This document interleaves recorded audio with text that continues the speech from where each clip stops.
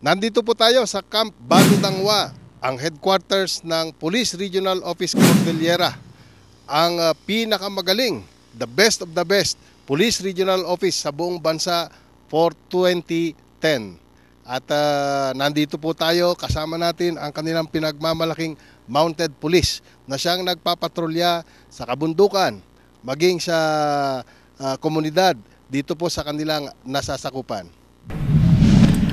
Ang Cordillera ay ang tanging rehiyon sa Pilipinas na pinalilibutan lamang ng lupa. Ito ay kinabibilangan ng 6 na probinsya, ang Abra, Apayao, Benguet, Kalinga, Ifugao at Mountain Province, at para sa nag-iisang lungsod, ang summer capital of the Philippines, ang Baguio City.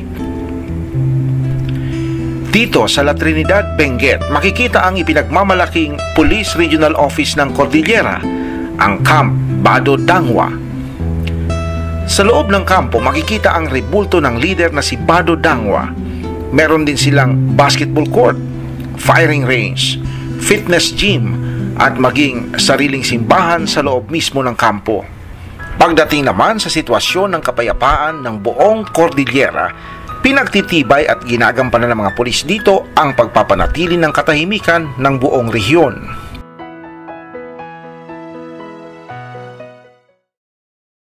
Sa katunayan, ang Police Regional Office ng Cordillera ay hinirang ng Philippine National Police sa pagdiriwang ng 110th Year Police Service Anniversary sa Camp Crame bilang Best Regional Office para sa taong 2010.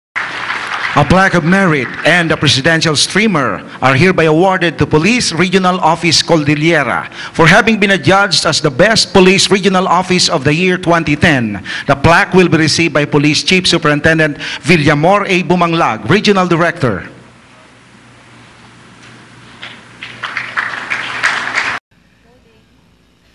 Magandang hapon po sa inyong lahat mga kaibigan. Tayo po ngayon ay narito sa Camp Badudangwa sa La Trinidad, Benguet, kung saan naroon po ang headquarters ng Police Regional Office Cordillera. At kamakailan nga po nang ginanap natin ang 110th Police Service Anniversary ay nanalo po ang Procor bilang Best Police Regional Office of the Year for the year 2010. At narito nga po tayo para makapanayam po natin ang Deputy Regional Director for Administration ng Procor, Police Chief Superintendent Elmer Soria, ukol po sa pagkakapanalo nila ng special award po na iyon, at para na rin ilahad sa atin ang sitwasyon po ng anti-criminality campaigns nila dito sa Procor at ang iba't ibang programa at aktibidad ng Procor ukol po sa law enforcement. Magandang hapon po sa inyo, sir. Magandang hapon naman, Greg.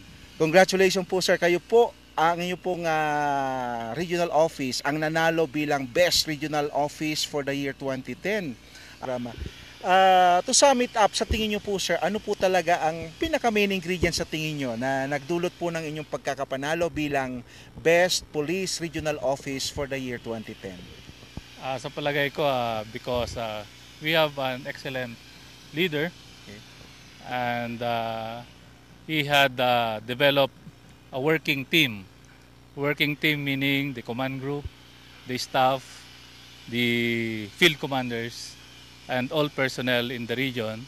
And of course, we could not attain this without the very supportive effort ng mga LGUs natin.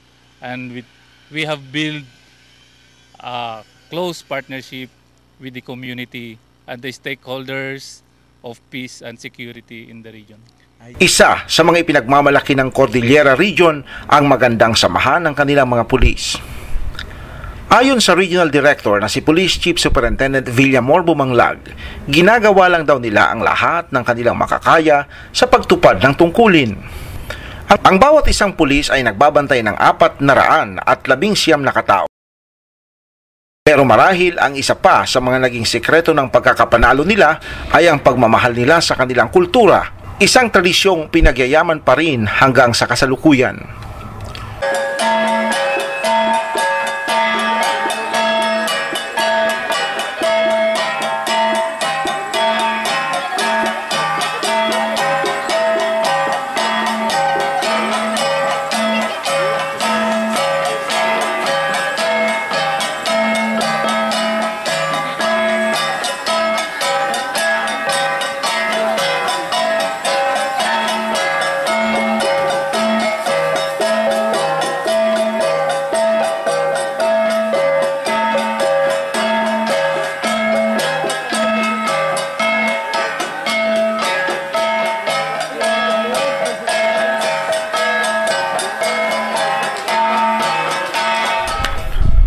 Pagdating naman sa pangangalaga ng katahimikan, mahigpit na binabantayan ng mga pulis ang mga lugar na kanilang nasasakupan.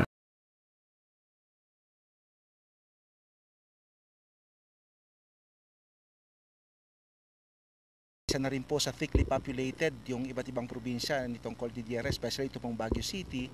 Kumusta naman po ang statistics po natin sa criminality?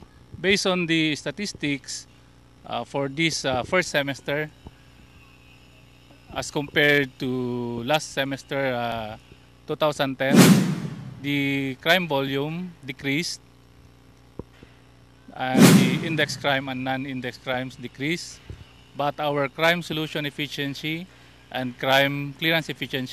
Gaano na po kalaki yung improvement ng na-reduce po nating volume ng marijuana plantation po dito? Actually, during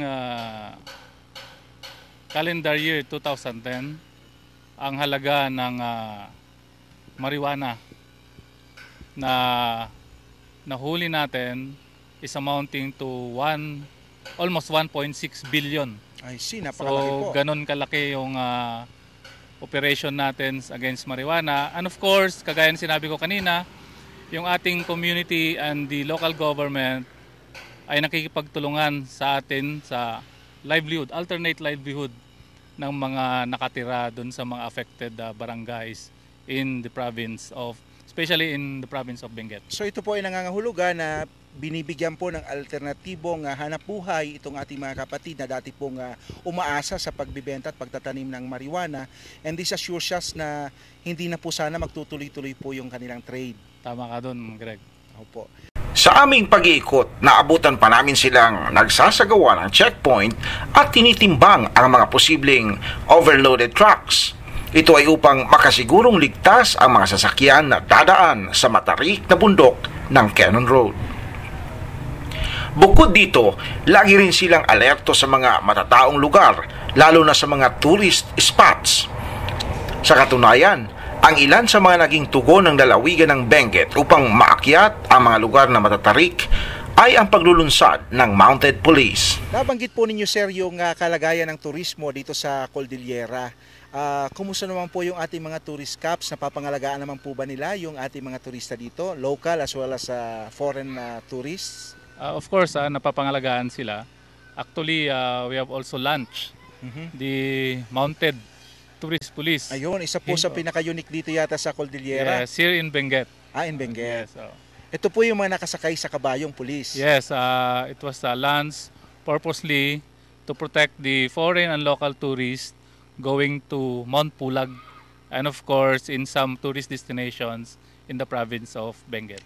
In general, sir, kumusta naman po yung partnership natin dito sa Cordillera, sa ating komunidad at sa local government units na pwede nating sabihin na malaking factor din po sa success natin sa crime prevention? Actually, the local government units are very supportive to the police, particularly in the anti-criminality campaign. And of course, for the facilities development to improve the working conditions of the police. I see. Binuksan po namin sa internet yung website ng Procor at napakaganda po ng inyong website at updated po doon sa mga reports. Kumusta naman po, ano-ano yung iba pang mga proyekto po ninyo nakapaloob doon? Kasi nakita po namin meron kayo mga anti-criminality informations para sa ating mga kababayan. Ano po ang mga nilalaman nito inyong mga proyekto sa internet, sir? Actually, ang nakalagay doon, all the programs at saka activities and projects of Police Regional Office Cordillera. We have such program is the Ugnayan sa Barangay, where we reach out for the community, have a dialogue with them, and ask them about the problems so that the community and the police can solve the problem. And of course, the crime prevention tips, nilalagay natin doon sa website. Parang may nakita rin po kami doong mga road safety tips. Kumusta po ang statistics po natin sa sa road statistics, road incidents? Actually, doon sa road accidents, ang meron lang doon sa mga major thoroughfares natin pagka nagkakaroon ng yung may nahuhulog sa bangin. Opo, dahil alam natin napakatarik ng mga kalsada especially po dito. in Quezon and in Nagilian Road. So ang ginagawa natin dyan is we are coordinating with the DPWH. Isa pa sa mga paraan upang mapalapit ang pulis sa mamamayan ay ang pagkakaroon nila ng lingguhang programa sa telebisyon na Cops, Law and Order. Ito ay isang bersyon ng talakayan sa isyung pulis kung saan pinag-uusapan nila ang mga napapanahong issues. Bukod yan, mayroon din silang programang I-text mo kay Hepe na tinutugunan naman ang pangangailangan sa buong rehiyon ng Cordillera. Sir, final message na lang po. Ano pong masasabi ninyo sa ating mga kapulisan dito sa Pro Cordillera at sa ating pong mga kababayan na nanonood po sa atin? Of course, my message is for the personnel of Police Regional Office Cordillera, the best PRO for calendar year 2010, to continue working as a team and always aim for excellence through hard work and perseverance. And for those who are watching us, let us continue supporting the PNP and maintain your trust and confidence to us, because the PNP is always there to serve you and protect you. Again, sir, in behalf po ng staff ng Talakayan sa Isyong Police, we extend our congratulations po sa inyo, sa Procor, for being the best regional police provincial office for the year 2010. Maraming salamat ulit, Maraming Greg. salamat po, sir. Ang pagkilalang tinanggap ng mga pulis sa buong rehiyon ng Cordillera ay isang karangalang hindi lamang sila ang gumawa. Ito ay nakamit sa tulong ng lokal na pamahalaan, sa suporta ng iba't ibang ahensya at higit sa lahat sa pakikipagkaisa ng buong mamamayan ng rehiyon. Alam po ng aming Chief ng Public Information Office at PNP Spokesperson, Police Chief Superintendent Agrimero Cruz Jr. mula po dito sa Camp Bado Dangwa sa La Trinidad, Benguet. Ako po si Police Senior Inspector Brian Gregorio para sa Talakayan sa Isyong Police.